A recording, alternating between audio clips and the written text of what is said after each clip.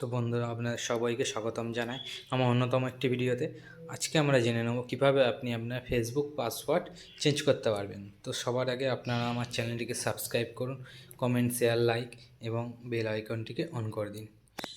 তো আমরা ভিডিওটা শুরু করি। সবার প্রথম আপনাদের প্লে স্টোর থেকে ফেসবুক অ্যাপসটি নামিয়ে নিতে হবে, অথবা গুগল ক্রোমে গিয়ে আপনাদেরকে সার্চ করতে হবে facebook.com। এবং আপনাদের ফোনে যদি ফেসবুক অ্যাপটি নামানো থাকে তো আপনারা ফেসবুক অ্যাপসটিতে চলে যাবেন। তো আমি কি করলাম, ফেসবুক অ্যাপসে চলে এলাম। আসার পর এরকম লেখা আছে, দেখুন, লগ ইন টু অ্যানাদার অ্যাকাউন্টে ক্লিক করতে হবে।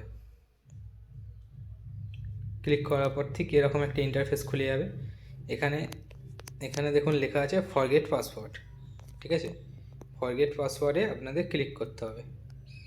দেখুন, ফরগেট পাসওয়ার্ডে ক্লিক করলাম।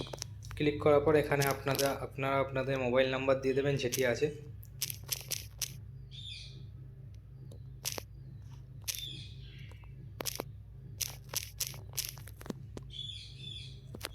দেখুন, দিয়ে দেওয়ার পর এখানে তো আমি আমার মোবাইল নাম্বারটা দিয়ে দিলাম। দিয়ে দেওয়ার পর এখানে কন্টিনিউতে ক্লিক করতে হবে। কন্টিনিউ ক্লিক করার পরে এবার আমি আপনার অ্যাকাউন্টটা চুজ করলাম। ঠিক আছে,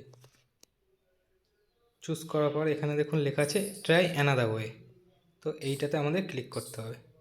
ট্রাই অ্যানাদার ওয়েতে ক্লিক করার পর এখানে দেখুন অনেকগুলো অপশান আছে, get code or link via WhatsApp.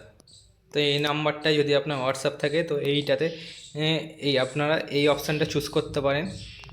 ঠিক আছে, তো এটা কী হবে, আপনার হোয়াটসঅ্যাপে একটা কোড চলে যাবে, সেই কোডটা এখানে এন্টার করলেই হয়ে যাবে।